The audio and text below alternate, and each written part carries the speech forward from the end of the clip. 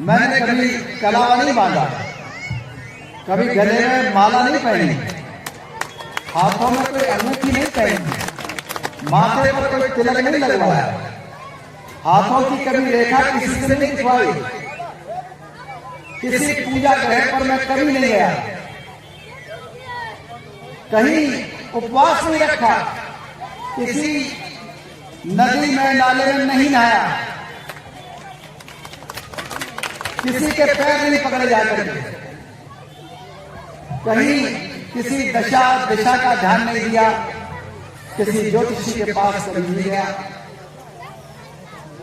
किसी से दिन नहीं दिखवाए, और यहां तक कि ऐसा नहीं कि हम हमेशा सफल हुए, पास भी हुए, फेल भी हुए, विषय भी बदले इसी इलाहाबाद के अंदर, पढ़ाई की सफलता हासिल की, लेकिन सारी सफलता हमने अंधविश्वास छोड़ करके हासिल की। एडवोकेट श्री प्रदीप माही को नमन करते हुए मंच पर विराजमान पूज्य भिक्षु संघ कार्यक्रम में आए हुए सभी मुख्य विशिष्ट अति विशिष्ट सभी अतिथिगण, महिलाओं, सम्मानित बुजुर्गों, बच्चों, कार्यक्रम के आयोजन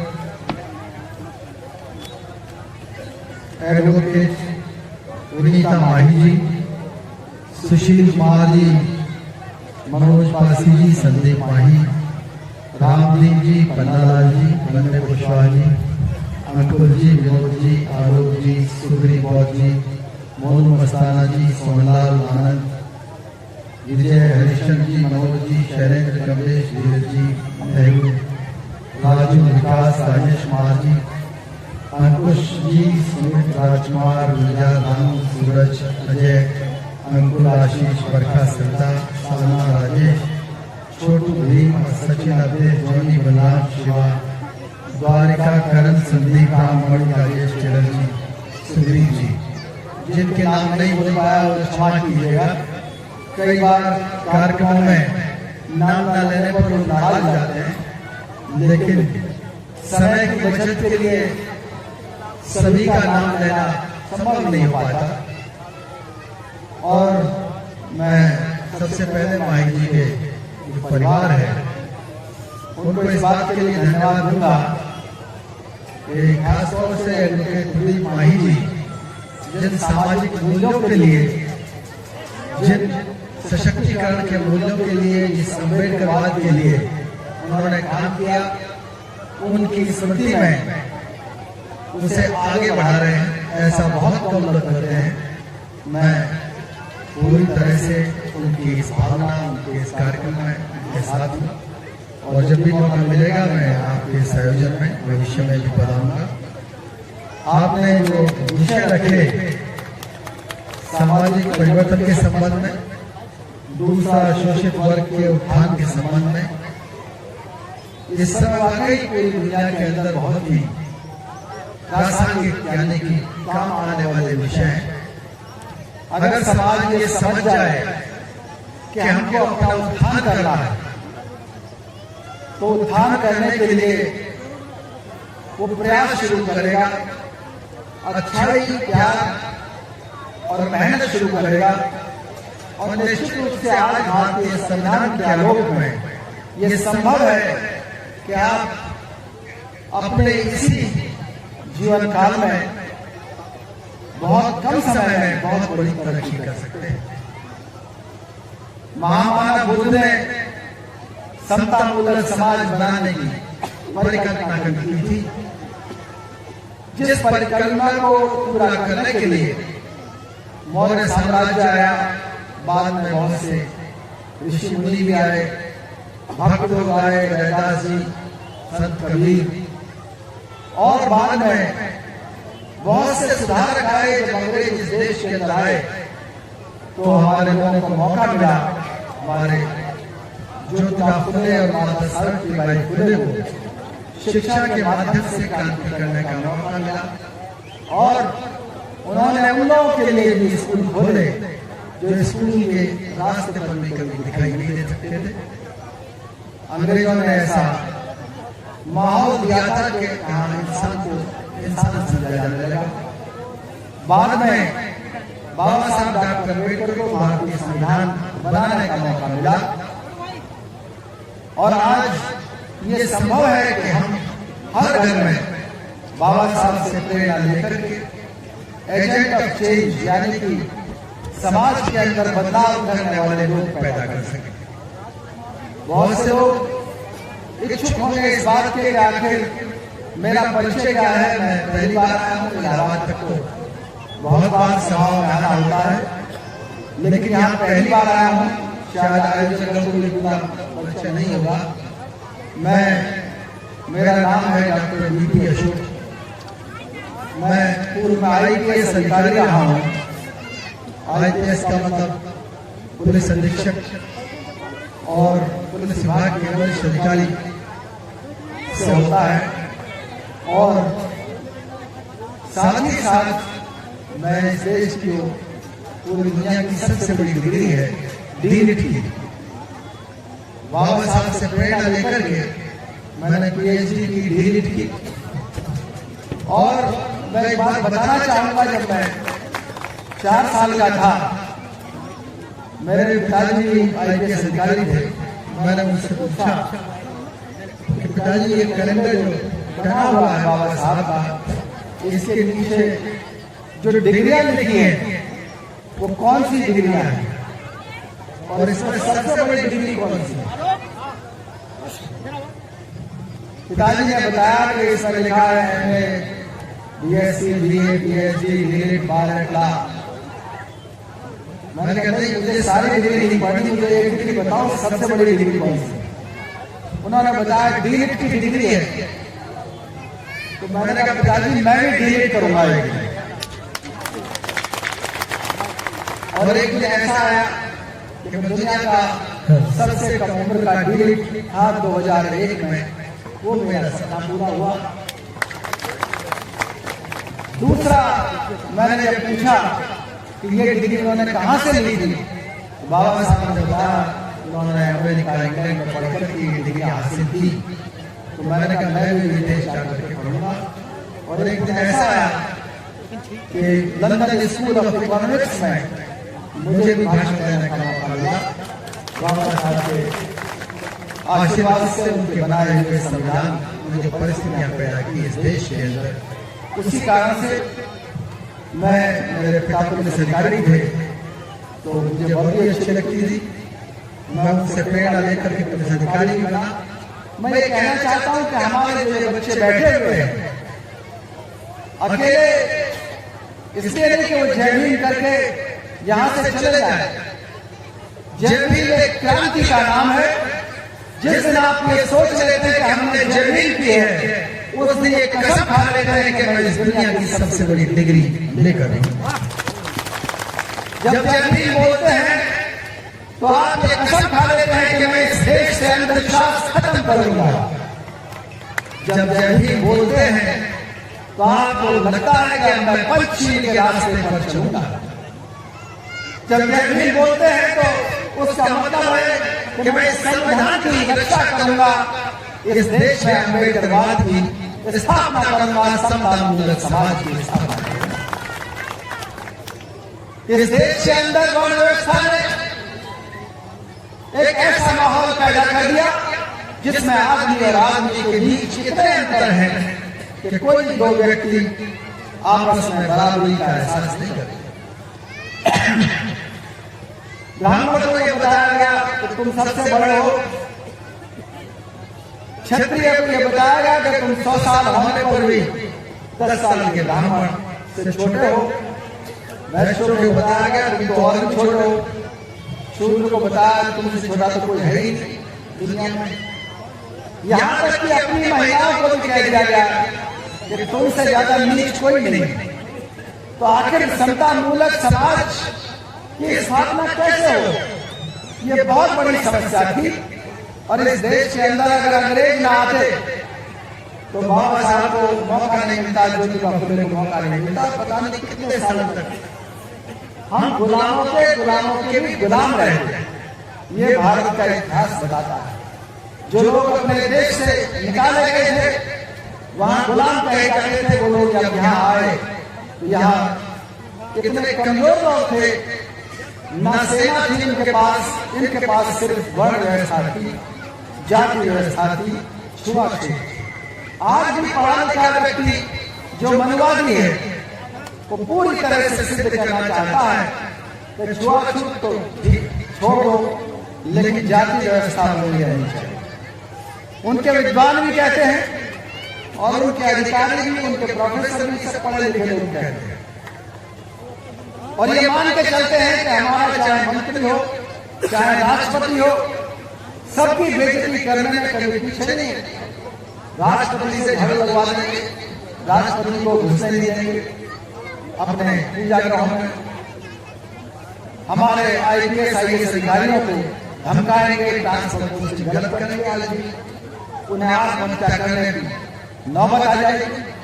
हमारे जो OBC भाई हैं उनको सिखा करके हमारे लोगों को पिटवाते हैं 87%, वो तो मुजरिम बन जाते हैं और हमारे लोग अस्पताल चले जाते हैं। और जो लड़ाई करवाते हैं वो क्या करते हैं, वो नेता बन जाते हैं। वो डॉक्टर होकर के इलाज करेंगे, मास्टर होकर के वो सिखाएंगे, अपने बच्चों को विदेशों में भेजेंगे और जो टूटे फूटे रह गए वो यहाँ पर अपना ATM चलाएंगे। वो अपने आई आवाज नहीं,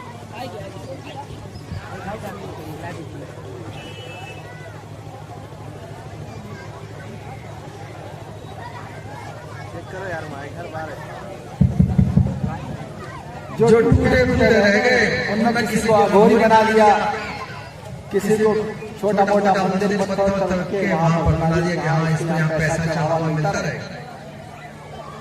हमारी जो गरीबी की स्थिति है पूरे इस देश के अंदर, वो गरीबी की स्थिति सिर्फ जाति व्यवस्था की वजह से।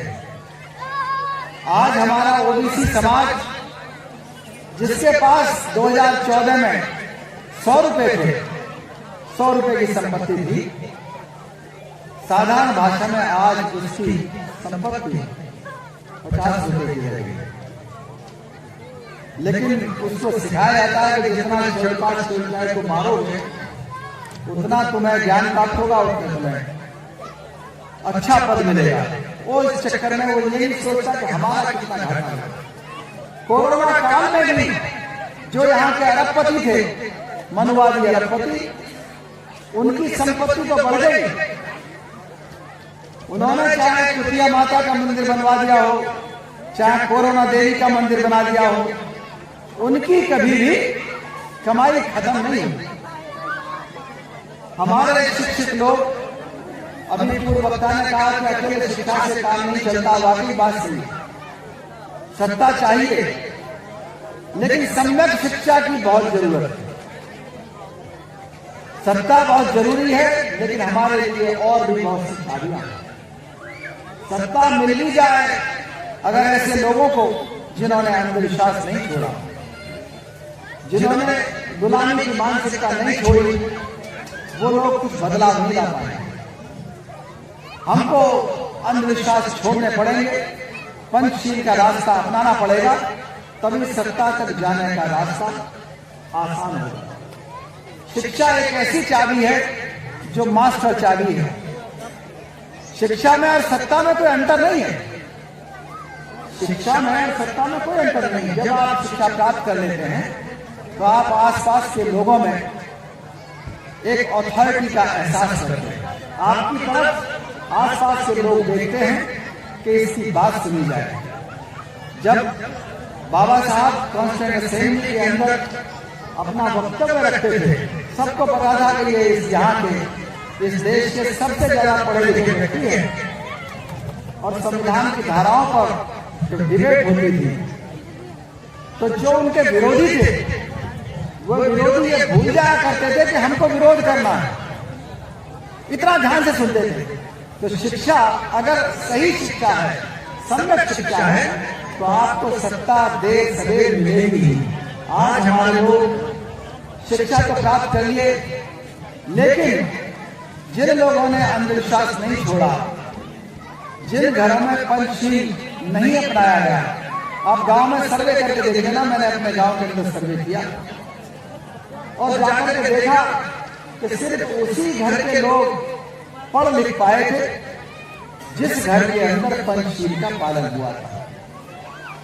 और जिस घर के अंदर भले ही पंचशील का पालन जाने अनजाने में हुआ हो, कबीर पंथ की वजह से हुआ हो, किसी को देख करके हुआ हो, किसी गुरु ने कह दिया हो, पड़ोसी ने कह दिया हो, किसी की जीवनी पड़ी हो, लेकिन ये भगवान बुद्ध का सिद्धांत है। जिन लोगों ने अपना समय झगड़ा करने में, मुकदमेबाजी करने में, शराब पीने में, झूठ बोलने में, अफवाह उड़ाने में, अंधविश्वास करने में, लड़ाई झगड़ने में किया, वो लोग कभी तरक्की नहीं कर पाए। और जिन्होंने तरक्की की और उन्होंने पंचशील का पालन नहीं किया, तो वो वापस वहीं आ गए। जिसके पास 4 पहिए की गाड़ी थी, उसके पास सिर्फ 1 पहिए की गाड़ी है, कुछ और नहीं। ये ताकत है पंचशील की। और बाबा साहब के मिशन की कितनी बड़ी ताकत है, अंधविश्वास कितना कमजोर करते हैं। मैंने आपको अभी परिचय दिया अपना, मैं पुलिस कप्तान रहा हूं, आईजी का बेटा भी रहा और मेरे बच्चे भी आईजी से अधिकारी हैं। मैंने कभी कलावा नहीं बांधा, कभी गले में माला नहीं पहनी, हाथों में कोई अंगूठी नहीं पहनी, माथे पर कोई तिलक नहीं लगवाया, हाथों की कभी रेखा किसी से नहीं दिखवाई, किसी पूजा ग्रह पर मैं कभी नहीं गया, कहीं उपवास नहीं रखा, किसी नदी में नाले में नहीं नहाया, किसी के पैर नहीं पकड़े जाते, कहीं किसी दशा दिशा का ध्यान नहीं दिया, किसी ज्योतिषी के पास कभी नहीं गया, किसी से दिल नहीं दिखवाए। और यहां तक कि ऐसा नहीं कि हम हमेशा सफल हुए, पास भी हुए, फेल भी हुए, विषय भी बदले, इसी इलाहाबाद के अंदर पढ़ाई की सफलता हासिल की, लेकिन सारी सफलता हमने अंधविश्वास छोड़ करके हासिल की। बाबा साहब डॉक्टर अम्बेडकर से प्रेरणा लेकर के हासिल की। इस देश के अंदर अगर समाज की किसी को चिंता है तो हमें अपने जो आइकॉन्स है, बहुजन आइकॉन्स, उनको अपनाना पड़ेगा। हमारे बहुजन आइकॉन्स सारे के सारे समतामूलक समाज में विश्वास रखते थे। पहली बात तो वो ऐतिहासिक पुरुष है और उनकी वैज्ञानिक सोच। जितने भी हमारे महापुरुष हुए, बुद्ध हो, चंद्रगुप्त मौर्य, सम्राट अशोक, चाहे कबीर हो, रैदास हो, ज्योतिबा फुले, सावित्रीबाई फुले, सबकी सोच शिक्षा के प्रति रही। शिक्षा हमको जारी रखनी चाहिए, शिक्षा लेनी चाहिए। जो द्वार बंद थे अब खुले हैं, तो निश्चित रूप से हमें जितना शिक्षा ले सकते हैं उतनी शिक्षा लें। ज्योतिबा फुले जब 80-85 साल के थे तो उनको ब्रेन हेमरेज हो गया था, पैरालिसिस हो गई थी, सीधा हाथ और पैर खराब हो गए थे, उल्टे हाथ काम कर रहे थे। उनकी इच्छा शक्ति देखिए, आज हमारे युवा बहुत बहाने ढूंढते हैं ना पढ़ने के। ज्योतिबा फुले ने उल्टे हाथ से लिखना सीखा 80 साल की उम्र में, और ऐसी ऐसी किताबें लिखी जो किताबें आज भी अच्छे लेखक उन्हें कोट करने की हिम्मत नहीं करते। इतने क्रांतिकारी साहित्य लिखते। अगर वो ना होते तो बाबा साहब को आधार नहीं मिलता। तो वो जो शिक्षा के द्वार खुलने का असर हुआ, निश्चित रूप से इसीलिए हुआ कि हमने जो हमारे आइकॉन्स थे वो आइकॉन्स हमने अच्छे रखे। आज हमारे समाज को ये पहचान लेना चाहिए कि हमारी जो दुर्गति हुई, वो दुर्गति आखिर क्यों हुई, किस कारण से हुई, वो दुर्गति किस तरह से छोड़नी है। वर्ण व्यवस्था ने इस देश के अंदर लिंग भेद पैदा किया, स्त्री और पुरुष में, लड़के और लड़की में। और वो लिंग भेद क्यों पैदा किया? इसलिए कि उनको जातिवाद को जिंदा रखना।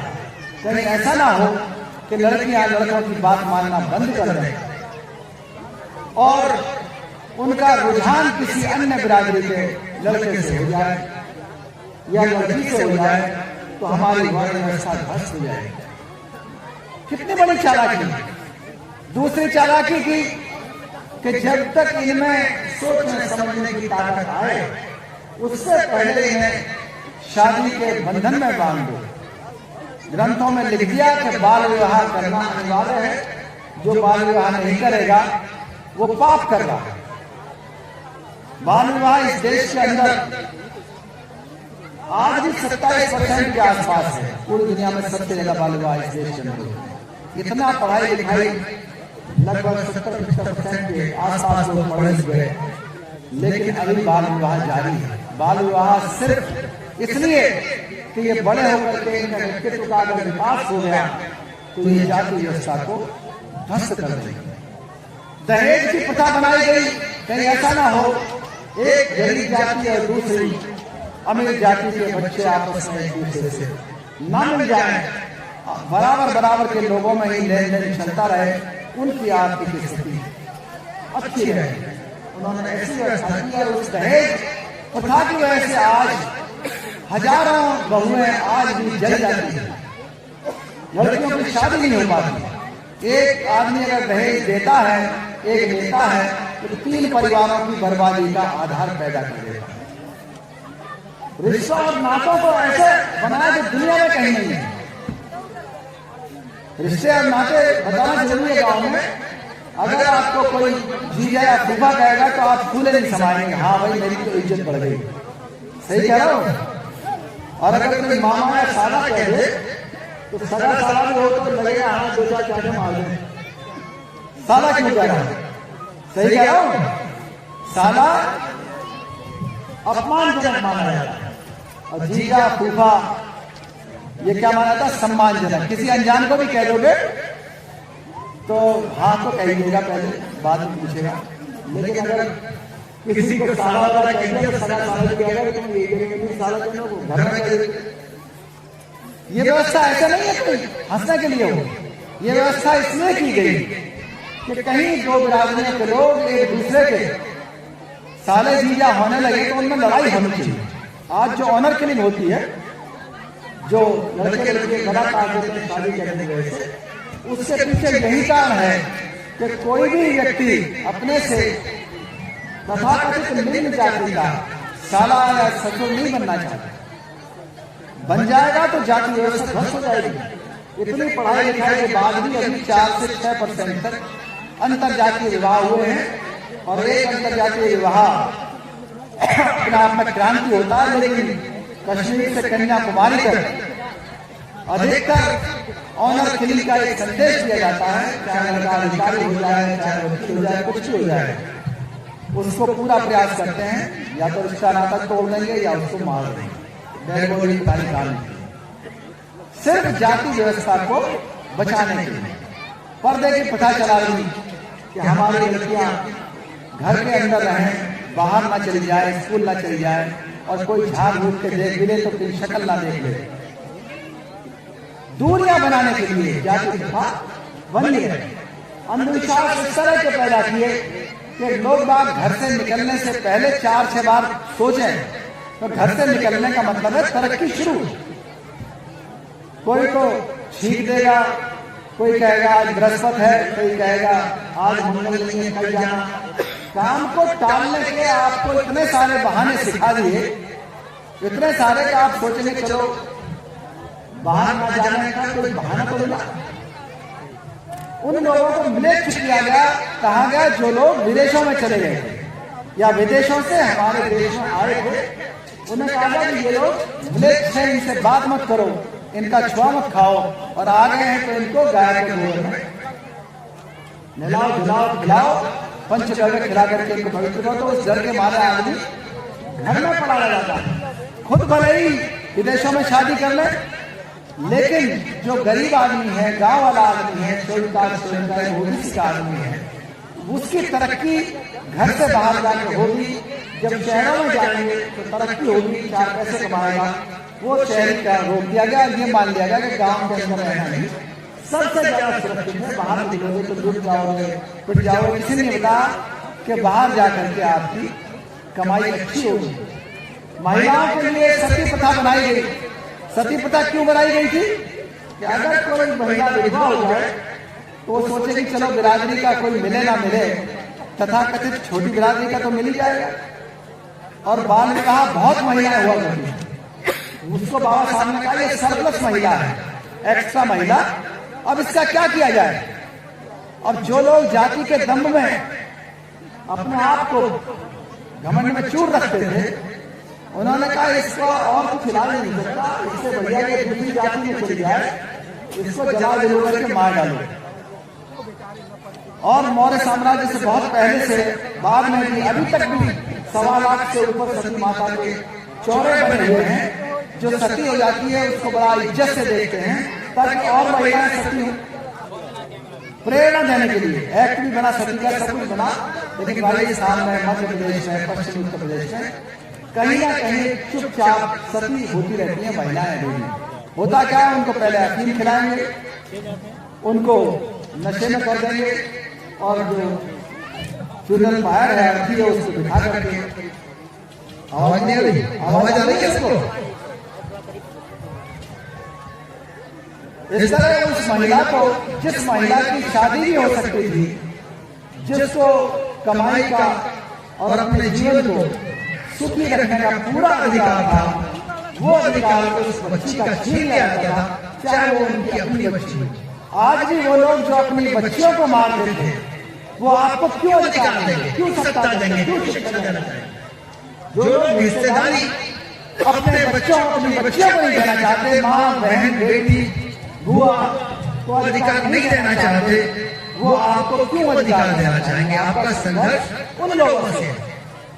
और फिर पढ़ाई लिखाई करके भी बेकार क्यों जाती है? बेकार इसलिए कि लोगों के अंदर कहीं सेल्फ रेस्पेक्ट ना जाग जाए, इनका दमन किए रहो। पढ़ लिख करके भी तारीफ किसकी करेंगे?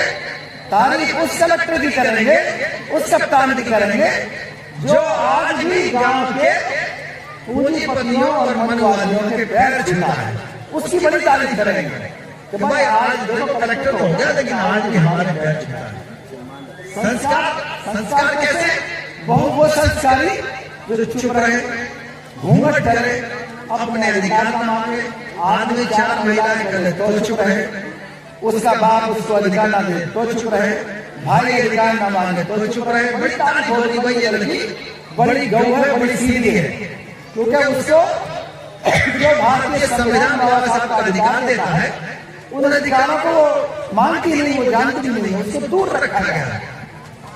उसका काम क्या है? बस पैर छूने, जेठ के, कहीं कहीं देवर के भी छू लेते हैं, भांजे के भी छू लेते हैं, अपने से पाले हुए बच्चों के पैर छू लेते हैं। उसके पीछे सिर्फ यही कारण है कि लोगों को जो उनके सवाल पूछने की जो क्षमता है, जिज्ञासा है, उसको खत्म कर दिया जाए। वो सिर्फ यही सोचे, हर आदमी के मुझसे कोई बड़ा आ रहा है तो मैं इसके पैर छूऊं, कोई बड़ा आ गया तो मैं इसके सामने सवाल पूछना बंद कर दूं। बस एक ही चीज में लगा रहा हूं, इज्जत करनी है, पैर छूने हैं, घूंघट करना है। ये सब समय स्कूल जाने में लग सकता था, ये समय नेता बनने में लग सकता था, ये समय विचार करने में लग सकता था। अमेरिका का आदमी, इंग्लैंड का आदमी जिन अंधविश्वासों पर 20 घंटे खर्च करता है, हमारे देश का आदमी औसतन 7 घंटे खर्च करता है।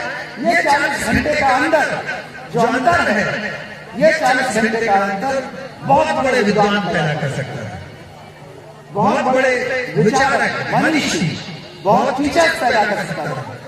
लेकिन यहाँ हो क्या रहा है? यहाँ बाबा पैदा हो रहा है। अब बाबा क्या करें? ऐसी ऐसी कहानी सुनाते हैं चारों ओर के उनकी वर्ण व्यवस्था को दोबारा पसंद करने लगे, या वर्ण व्यवस्था लागू होने लगे, या धर्म के नाम पर राष्ट्र कभी बना दिया जाए, तो ये लोग चुप रहे, ये माने कि हाँ हमारी नीति तो यही थी। एक बाबा कहानी सुना रहे थे, वो अनिरुद्धनाथ बाबा जी हैं। उन्होंने कहा, जानते हो अंग्रेज 15 अगस्त को क्यों भागे थे इस देश से? किसी ने सुनी हो नहीं? सुनिए आपने? वो स्क्रीन में दिखाया, बाबा जी कह रहे 15 अगस्त को इसलिए भागे थे अंग्रेज इस देश से डर करके कि हमारे यहाँ एक अगस्त मुनि थे और उन्होंने चिड़िया के अंडे बचाने के लिए पूरा समुद्र पी लिया। जब देखा कि 1 अगस्त में पूरा समुद्र पी लिया तो अब तो 15 अगस्त आने वाली है। इतना बड़ा मूर्खतापूर्ण जो स्टेटमेंट है और उस पर सामने वालों ने ताली बजाई। साहब कितनी बड़ी बात कह दी हमारे विद्वान बाबा ने। दूसरे बाबा कहते हैं कि भाई वर्ण व्यवस्था अच्छी है। एक बाबा कहते हैं कि हाँ भाई कथा नहीं करनी चाहिए। यादवों को एक यादव ने जाके कथा कर ली इटावा के अंदर, वहां उनके ऊपर पेशाब खुलवा दिया, छलक दिया, मुंडन किया अलग। एक मौलवी थे लखीमपुर खीरी के, उनको भी कहा भाई तुम्हें कथा करने का आदेश नहीं, माफी मांगो। अभी एक कुशवाहा थे, उनको मल खिला दिया, मल खिला दिया। अभी एक पासी परिवार का मैं गया था ठाकुर में, वो रामपाल जी, उनका खांसते कहीं मंदिर के आसपास पेशाब निकल गया, उनको मारा, पीटा और उनको पेशाब चटवा दिया।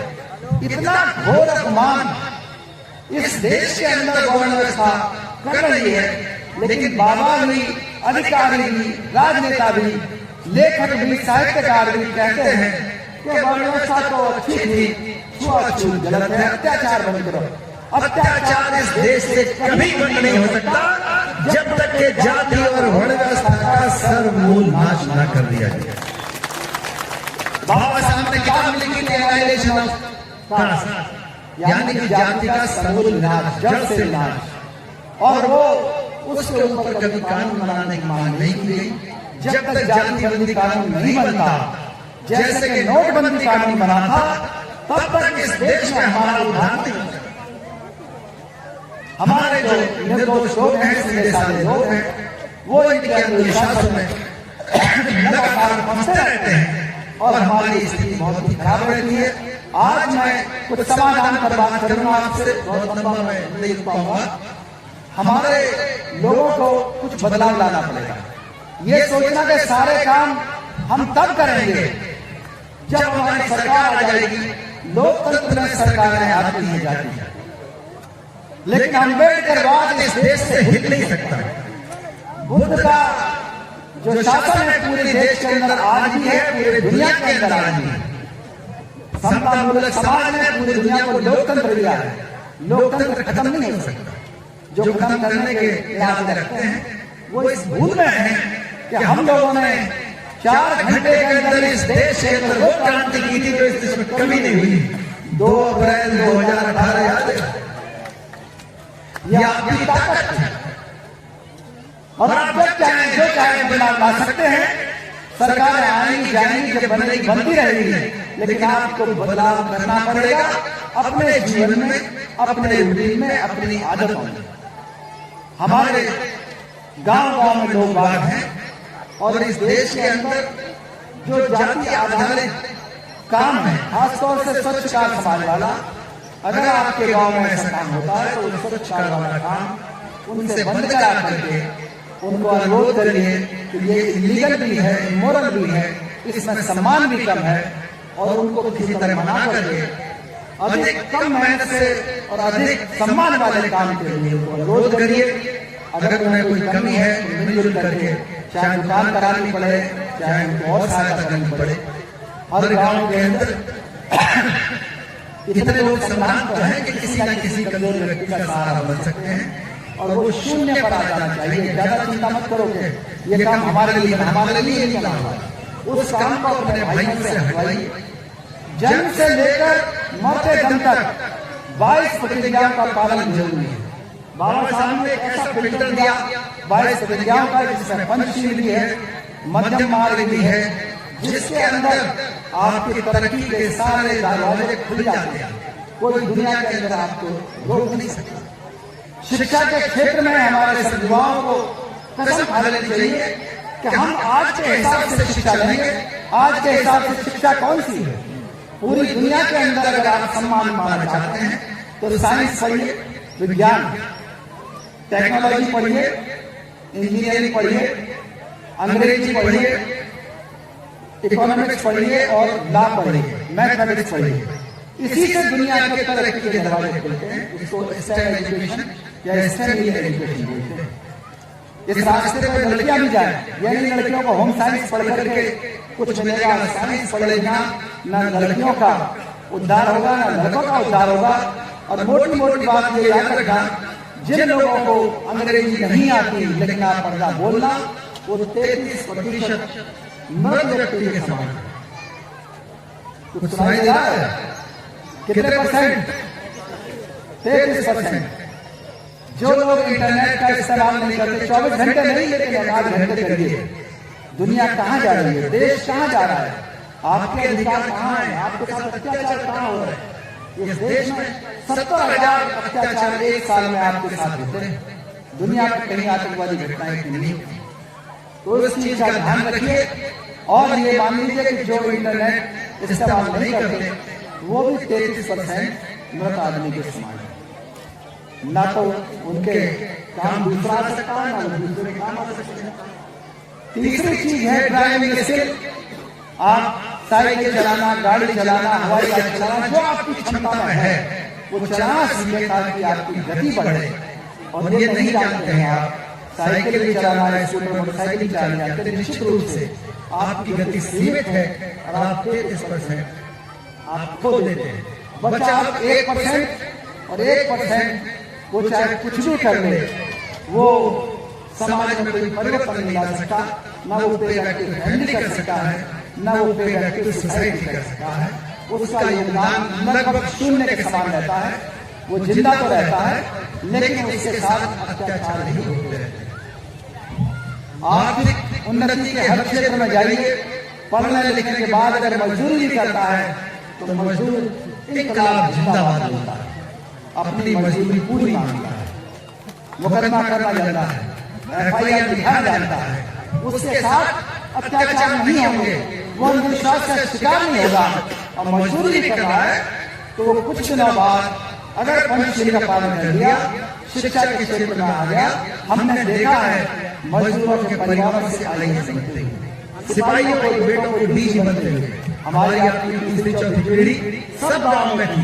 जो भी निकल करके आए हैं वो तरक्की करके ही निकल के आए हैं, अंधविश्वास को छोड़ करके ही आए। अपने समाज को विवाह केंद्रित समाज मत बनाओ, विवाह तो सबका अपना हो जाएगा, लेकिन विकास केंद्रित समाज बनाओ। ये मत पूछो किसका विवाह कब हुआ कब नहीं हुआ, विकास के सवाल पूछो। कौन कितना पढ़ लिया, कितनी तरक्की कर लिया, कितनी बचत की, कितना बीमा कराया, कितना स्वास्थ्य बीमा कराया, कौन सा खेल खेला। हम तो गांव में जब भी जाते हैं, हर गांव के लोगों को कहते हैं कि जब भी ये प्रोग्राम करो तो हर गांव के अंदर एक कसम खाओ, एक शपथ लेकर जाइए हर गांव के अंदर कि हम इस गांव में मृत्यु भोज नहीं करेंगे, इस गांव में जाति सूचक नाम नहीं रखेंगे, इस गांव के अंदर दहेज लेना देना बंद, इस गांव के अंदर शराब पीना शराब पिलाना बंद, इस गांव के अंदर महिला उत्पीड़न बंद, कोई महिला को नहीं पीड़ेगा। हमारे गांव में ये माना जाता था एक जमाने तक कि जो अपनी बीवी को नहीं पीड़ता वो नामर्द है। लेकिन जब हमने बार बार उनको शपथ दिलाना शुरू किया, जब जाते थे इकट्ठा करते थे, आज हमारे गांव में महिला भले ही लेकिन पुरुष नहीं पीड़ता। होना चाहिए ना, ये होना चाहिए। कब तक पीटते रहोगे, गलत काम करोगे तो पिटोगे भी नहीं। अब मौका जब समतामूलक समाज की बात है तो निश्चित रूप से अधिकार उनको भी मिलना चाहिए। अगर उनके अधिकार छिनेंगे तो वो जागरूक होंगे, वो भी खाने जाएंगे, आपके खिलाफ FIR लिखाएंगे। और मैं तो उसका बहुत बड़ा स्वागत करता हूँ कि महिलाओं का सशक्तिकरण होना चाहिए। महिला सशक्त होंगी तो निश्चित रूप से उनके बच्चे अपने आप सशक्त हो जाएंगे। पिता के सशक्त होने पे उतना ज्यादा गारंटी नहीं है। नई चीजों को अपनाओ, नई चीजें अपनाए बिना आपका उद्धार नहीं होने वाला है। अपनी सुरक्षा के बारे में सोचिए। हर गांव के अंदर एक लड़कियों का जिम खुलवाइए, एक लड़कों का जिम खुलवाइए। 10,000 रुपए में अगर कहीं भी किसी कोने में जगह मिल जाए तो एक जिम खुलवा सकते हैं 10,000 रुपए में। जिस भी बिरादरी के लड़के लड़कियों के बाइसेप और ट्राइसेप बने हुए हैं, उनसे कोई बिरादरी नहीं पूछता। जिस घर के अंदर एक वकील होता है ना, उसके आगे बगल वाले कोई एनक्रोचमेंट नहीं करता। जिस घर में खानदान में एक वकील हो जाता है और एक दो भी बच्चे ठीक बाइसेप ट्राइसेप बनाने लगे, तो उनसे उनके मुंह पे कोई थूक नहीं सकता, उन्हें कोई पेशाब नहीं कर सकता। वो एक जब इकट्ठे होंगे तो दिखाई देंगे। हमारे पश्चिमी यूपी में 2-3 बिरादरियां हैं जिनके बच्चे खूब खेल खेलते हैं, पहलवानी करते हैं, जिनके लिए कोई एक्ट नहीं बना हुआ। ज्यादा दुनिया की बात कर रहा हूँ, संख्या कम है उनके लिए कोई भी एक्ट नहीं बना हुआ। उनके लोग अधिकारी भी नहीं है, पढ़ाई लिखाई में भी बहुत ज्यादा नहीं है, पढ़ाई लिखाई में ज्यादा नहीं है। और ऐसा भी नहीं कि उनकी सरकार आ जाए, संख्या बहुत कम है, लेकिन वो खेल प्रेमी होने की वजह से वो दूसरों को भले ही पीट लें, लेकिन उनकी पिटाई होते हुए हमने नहीं लिया। अगर जहां बात होती है तो महापंचायत करते हैं, पूरे इलाके को दहला देते हैं। ये आपकी ताकत है। शरीर से ही मजबूत होना पड़ेगा और दिमाग से मजबूत होना पड़ेगा। ये मत सोचो जब सरकार आएगी तभी जिद खोलेंगे, जब सरकार आएगी तभी अंधविश्वास छोड़ेंगे, जब सरकार आएगी तभी पंचशील अपनाएंगे। सरकार आने की बात जहां तक है, सरकार आएगी कैसे वो भी मैं आपको बता देता हूं। पहले अपने मित्र और शत्रुओं को पहचानना सीखो। मित्रों को और शत्रुओं को पहचानना सीखो। आपका मित्र कौन है? आपका मित्र वो है जो संविधान में विश्वास करता है, जो पंचशील में विश्वास करता है, जो जातिवाद के खिलाफ है, उपजातिवाद के खिलाफ है। अब वो आपका मित्र है। शत्रु कौन है? जो आरक्षण के खिलाफ है, जो संविधान के खिलाफ है, लोकतंत्र के खिलाफ है, वर्ण व्यवस्था की बात करता है, जातिवाद की बात करता है, SC/ST एक्ट के अपराध करता है, वो आपका शत्रु है। अब करना क्या है आपको? मित्र और शत्रु पहचानने करना यह है कि जो संविधान का दुश्मन है उसको ना टिकट देना है ना वोट देना है। संविधान के दुश्मन को ना टिकट दो ना वोट दो। प्रत्याशी को देख लो, प्रत्याशी को देख लो, मैनिफेस्टो देखो। मैनिफेस्टो का मतलब है क्या करना चाहता है। ये चीज ऐसी है, मैं किसी पार्टी का प्रचार करने नहीं आया, लेकिन मैं चाहता हूं कि आप अपने प्रत्याशियों की तुलना करें। पूरी दुनिया के अंदर हर वोटर अपने 4, 6, 10 प्रत्याशियों में से जो प्रत्याशी सबसे अच्छा होता है उसको चुनता है, और सबसे अच्छा नहीं मिला तो सबसे कम खराब को चुनता है। और उसकी ताकत यह है, जब आप अपने संविधान प्रिय प्रत्याशी को चुनते हैं तो आप मजबूत होते हैं। हमने 4 जिलों में एक्सपेरिमेंट किया था, लखीमपुर खीरी, हरदोई, सीतापुर और लखनऊ में 248 जिला पंचायत सदस्य के जगह थी वहां पर। उनमें हम लोगों ने इसी नारे को लगाया कि जो संविधान का दुश्मन है उसको ना टिकट दो ना वोट दो, और जो भी 85% लोग हैं वो लोग सामान्य सीटों पर भी खड़े हैं। उसका जो रिजल्ट था वो रिजल्ट इतना अच्छा है जब लोगों ने पहचान लिया कि जो मनवादी है, जो हमारा ना था ना है ना होगा, उस संविधान का दुश्मन पहले भी था, आज भी है और आगे भी रहेगा। तो उसको हम टिकट देके क्या करेंगे, उसको वोट देके क्या करेंगे? तो हमने कसम खिलवाई कि हम किसी भी दशा में, किसी भी चुनाव में संविधान के दुश्मन को, आरक्षण के दुश्मन को, SC/ST एक्ट के दुश्मन को, बौद्ध धर्म के दुश्मन को, अम्बेडकरवाद के दुश्मन को न टिकट देंगे न वोट देंगे। तो रिजल्ट ये हुआ कि 248 में से 49 SC/ST के लोग आने थे, 49 की जगह 94 जीते। कुछ आया समझ? कितने हो गए? दुगने। 67 जीतने थे OBC के, वो 101 जीते। 101 कितने ज्यादा हो गए? 67 से कितने हुए? 33 और एक और 34 ज्यादा जीत गए। और जो माइनॉरिटी के लोग थे वो भी 25 जीत गए। जो संविधान विरोधी थे उनकी संख्या 11.5% तक आ गई। अब जब सदन में चर्चा होगी तो किसी की हिम्मत है कि संविधान के ऊपर उंगली उठाए? ये स्थिति, ये सीख कर आपने ले ली। आपने विरोधी को और अपने समर्थक को पहचानना सीख लिया। हर गांव के अंदर जिम खोल दिया, लड़कों के लिए भी, लड़कियों के लिए भी। अंग्रेजी सीख ली, हर खानदान में एक वकील पैदा कर लिया। तो सरकारें भले ही देर सवेर आए, लेकिन आपके ऊपर जो 70,000 के 4,000 होते हैं वो अगली साल ही 0 हो जाएंगे। अगली साल किसी की हिम्मत नहीं होगी। 3 महीने में 22-28 बच जाते हैं, 3 साल में एलन भी कर लेता है। और निश्चित रूप से हमारा तो नारा यही है, जिम, इंग्लिश, विज्ञान, दुकान, सबका हिस्सा, सबका संविधान, सबका सम्मान। जय भीम, जय संविधान। ये अपने आप को बदलने का प्रयास जरूर करिए। ये सारी चाबियों का, इस समाज की चाबियों का गुच्छा है। बौद्ध भी होना है, अंधविश्वास भी छोड़ना है, संविधान को भी बचाना है, आरक्षण को भी बचाना है, और अपने वोट को भी बचाना है, टिकट को भी बचाना है। ये नहीं इंतजार कर रहे हैं कि हाँ कब इलेक्शन आएंगे और कब सरकार बनेगी। नहीं, आप हर दिन मजबूत हो सकते हैं। अपने संसाधनों को मजबूत करिए। जिनके नाम अनैतिहासिक हैं, जिनके नाम अवैज्ञानिक हैं, उन नामों को बदलो, उपनामों को बदलो, अपने दोस्तों को बदलो, अपने दुश्मनों को पहचानो। अपने जो आइकॉन्स हैं, उन आइकॉन्स को, जो अच्छे आइकॉन्स हैं, उनकी प्रेरणा पर चलिए। अपनी परंपराओं को बदलिए, अपने उत्सव बदलिए। ऐसे उत्सव जिन उत्सवों में छेड़खानी होती है, जिन उत्सवों में शराब पिलाई जाती है, जिन उत्सवों में प्रदूषण किया जाता है, ध्वनि का, वायु का, जल का, वो उत्सव आपके नहीं हो सकते। उत्सवों पर आपका मन है खर्चा करने का, मिठाई खा लो, मिठाई बांट लो, अच्छे कपड़े पहनना, अच्छे कपड़े पहन लो, उपहार देना है, ले लो, दे लो।